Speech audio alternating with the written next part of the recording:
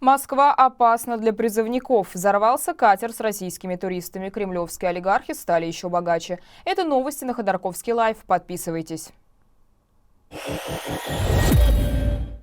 Главный военком страны генерал-полковник Евгений Бурдинский назвал сообщение о возможной отправке призывников на фронт фейками и заверил, что такие фейки не смогут сорвать призывную кампанию этой весной. Призыв в России стартовал сегодня и продлится до 15 июля. Правозащитники предупреждают, что особо жестоким он может быть в Москве, как и в осеннюю призывную кампанию. После появления в столице единого пункта призыва, который по сути стал заменой военкоматов, в армию могут отправить одним днем, игнорируя ваше состояние здоровья.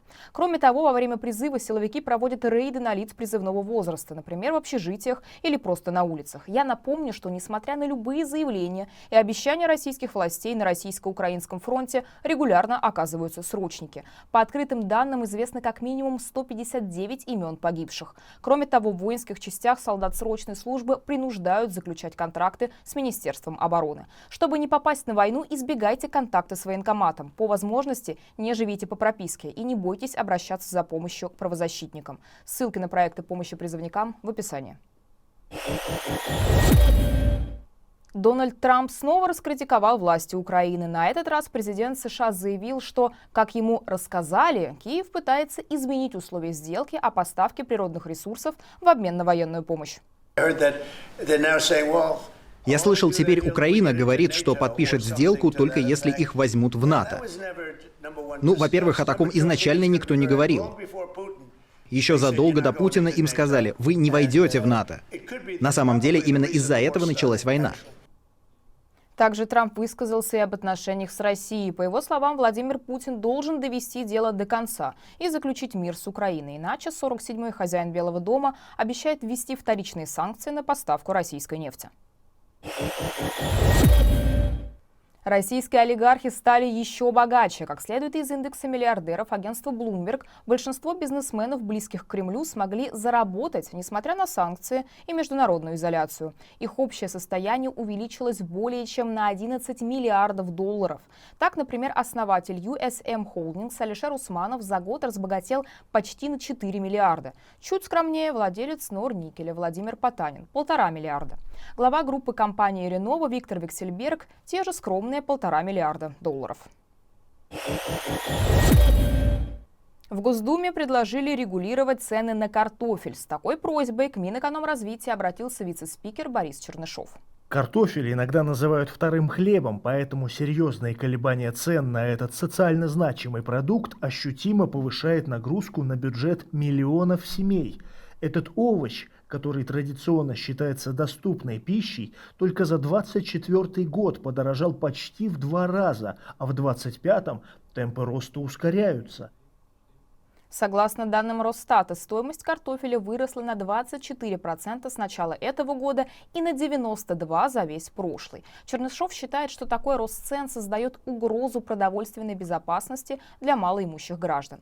Представитель федеральных ведомств в комментарии изданию «Известия» назвали рост цен обусловленным сезонными факторами. На импортный картофель уже ввели тарифные льготы.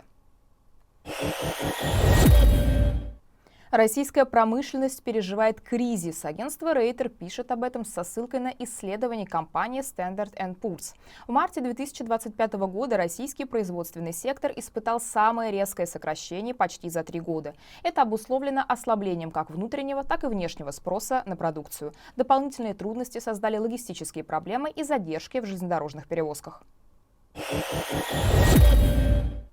Третий российский регион ввел выплаты беременным школьницам. По 100 тысяч рублей будут единоразово платить жительницам Кемеровской области со сроком беременности более 22 недель, состоящим на учете по беременности и обучающимся по очной форме. Школьницы как раз попадают в эту категорию граждан. Решение уже приняли в правительстве региона. Ранее подобные выплаты ввели в Орловской и Брянской областях. Россиян стимулируют заводить детей любыми способами на фоне падения рождаемости. В частности, в этом году несколько регионов регионов ввели выплаты для студенток-очниц, родивших до 23-25 лет. Параллельно с этим принимаются местные законы о запрете так называемого склонения к абортам.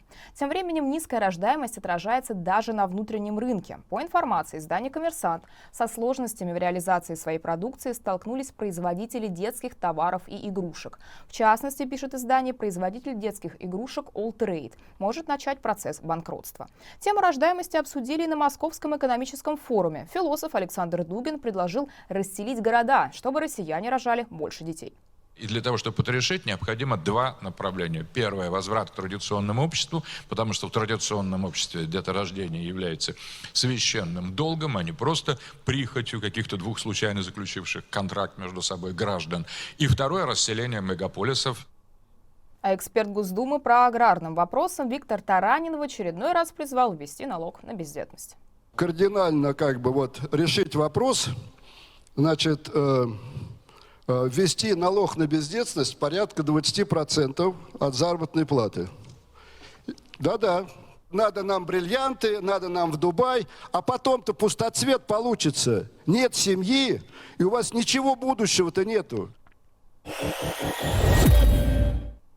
Сайты и мобильные приложения РЖД подверглись атаке. Об этом сообщила сама компания-перевозчик. Сегодня сайт РЖД перестал открываться. При попытке открыть его возникает ошибка с кодом 504. Компания отмечает, что на вокзалах билеты продаются в обычном режиме. Напомню, что накануне работали со сбоями сайты приложений московского метро. Представители метрополитена ссылались на технические работы. Однако на главной странице сайта появилось сообщение от украинских железных дорог. В Таиланде взорвался катер с российскими туристами. По данным тайской газеты «Менеджер Дейли», на борту судна находилось 37 человек. 33 пассажира из России и Казахстана, 1 гид и 3 членов экипажа. Российское госагентство ТАСС утверждает, что туристов было меньше – 31. Во время взрыва большинство из них находились в воде. Пострадали 5 человек, среди них 1 россиянин. Предварительная причина взрыва – неисправность двигателя. Лидера российской секты задержали в Аргентине. Константин Руднев – основатель секты Ашрам Шамбалы. Сам он называет себя пришельцем Сириуса. Секта существовала еще с 80-х годов, а в 2013 году ее лидеры приговорили к 11 годам заключения за сексуальное насилие, сбыт наркотиков и, цитата, «организацию объединения, посягающего на личность и права граждан».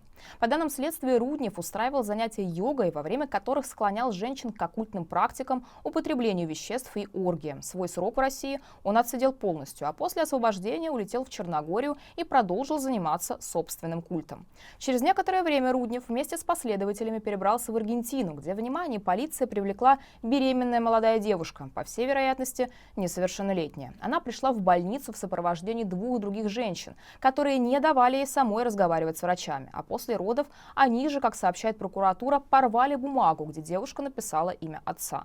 Оказалось, что вся группа принадлежала к секте, лидер которой издевался над женщинами и буквально морил их голодом.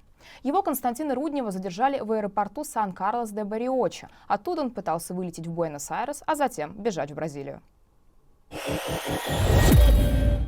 Число жертв землетрясения в Мьянме выросло до 2700 человек. Такие подсчеты приводит центральное телевидение Китая, который, как и Россия, отправил своих спасателей на место катастрофы. Несколько подземных толчков страна пережила на прошлой неделе и в минувшее воскресенье. По меньшей мере 4500 человек получили ранения, еще 400 числятся пропавшими без вести. Друзья, это все важные новости к этому часу. Не уходите от нас без лайка и подписки. Подписывайтесь на нас в Ютубе и в Телеграме. Так мы останемся с вами на связи даже в случае полной блокировки YouTube в России. В студии для вас сегодня работала Екатерина Воропай. Берегите себя и до встречи.